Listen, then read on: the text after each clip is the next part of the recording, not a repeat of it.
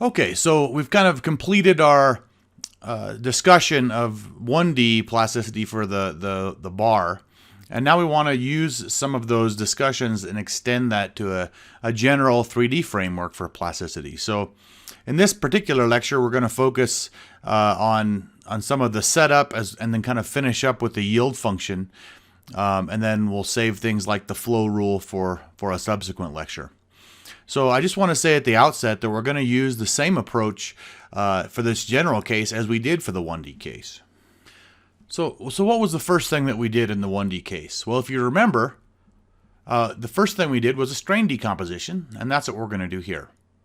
And if you remember, in the 1D case, we said the strain decomposition was additive, right? The total strain was just equal to the sum of the elastic strain plus the plastic strain. We're going to say the same thing here.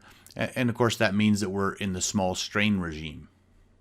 So we can just write that as the total strain epsilon is equal to the elastic strain epsilon E plus the plastic strain epsilon P. And we know how those elastic strains behave with respect to stresses. They just follow Hooke's law. So in tensor form, we could write Hooke's law as epsilon ij elastic would be equal to 1 plus nu, the Poisson's ratio, divided by E, the Young's modulus, times sigma ij, minus nu over E, sigma kk, so the trace of the stress, times delta ij. Right? That's Hooke's law, sort of in with strain being the dependent variable. Okay, similarly to the 1D case, we know what happens on complete unloading. Right, complete unloading being that the all stress components and sigma is equal to 0. Upon complete unloading, we have number 1 that the elastic strain must be 0, and number 2 that the total strain on unloading is equal to the plastic strain. Hopefully that's pretty straightforward. So what can we say about the plastic strain? Well, just like in the 1D case, the plastic strains and the associated yield function and flow rule is going to depend on the stress history or the load history. Okay, so how are we going to actually account for this? Well, we're going to introduce an internal variable or an internal state vector that we'll call Q. And Q is going to consist of just scalar variables. And so we could write Q generically as, if we have it in row vector form, Q1, Q2, up to, let's say, Qn. Okay? So mechanistically, what does Q really represent? Well, it characterizes the microstructural state of the material. Okay. In addition, these variables can be thought of as characterizing what the stress history does to the material, at least in some sense. Okay. And even though I know this is a little bit more generic than we did in the 1D case, you've actually seen an example of this. So in the 1D case, an easy internal variable that we used, we didn't call it an internal variable, was something like the effective plastic strain. Okay, so it's in the case of this general case of plasticity, we might have all, let's say, 6 of the strain tensors be internal variables, and we might have an effective plastic strain as well as an internal variable, or any number of internal variables. So we're going to need to figure out how we can go about dealing with these internal variables within the construct of our plasticity framework. Okay, just like in the 1D case, we're also going to now define a scalar valued yield function. Right? So if we want to write our yield function, remember we did it on a single stress line. Now let's go ahead. We'll draw it in 2 dimensions, but we imply more than that. So let's just say this is some sigma ij. And this is also a sigma ij axis, right? We could define which stresses we want those to be. And in some larger dimensions, this now looks like a surface. And that surface has the feature that f, which is our yield function, which is a function of sigma, and now also our internal variables, so f of sigma and q is equal to 0, right? That's what defines the yield surface, is where the yield function is 0. And the same features hold. So in the case where f of sigma and q is less than 0, right, that means that we're inside this yield surface, and you know what kind of behavior that's going to induce, right? It's going to give us elastic behavior, okay? In the case where the yield function is equal to 0, right, in that case, we're on the yield surface, okay? And we need more specification as to how the material behaves depending on how we're loading the material at the time it's on the yield surface.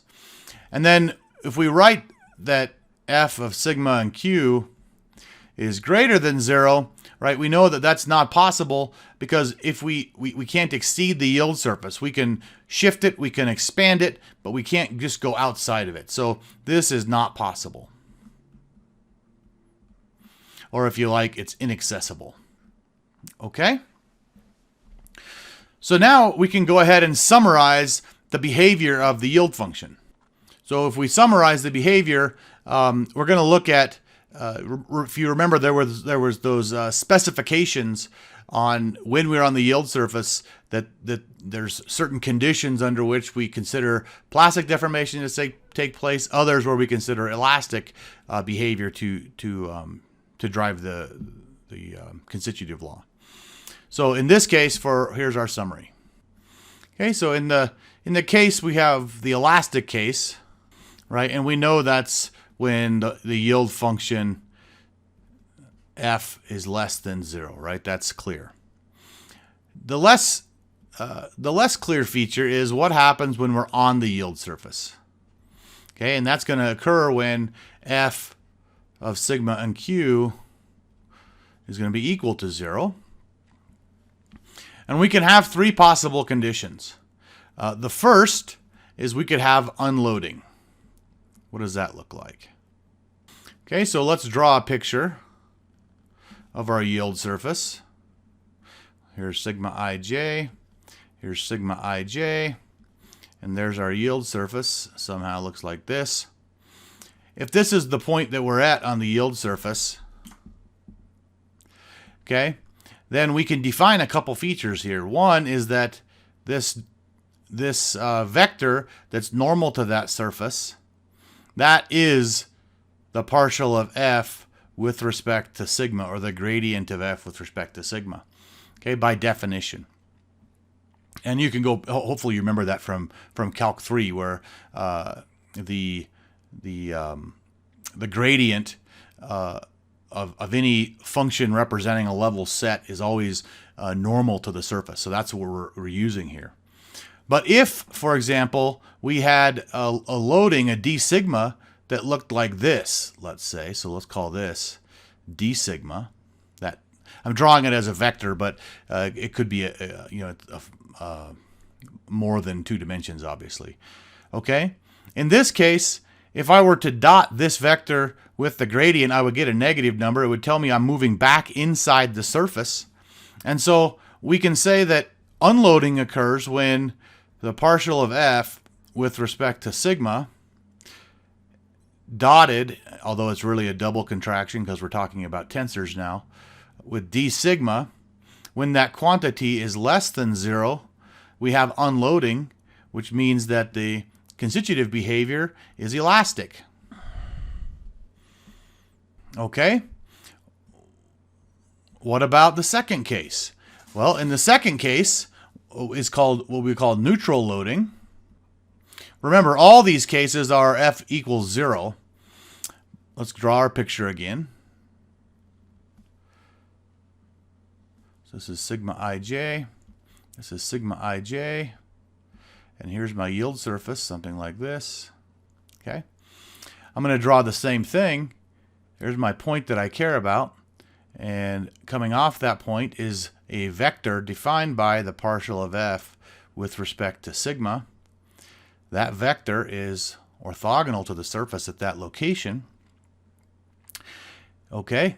in what's called neutral loading, I actually am moving in my stress space tangent to the curve. So I'm moving along the curve, orthogonal to the normal. Okay, so this in this case would be d sigma.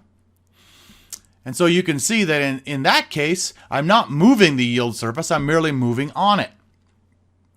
So I have that partial of f with respect to sigma now contracted with, or dotted with, if you like, d sigma.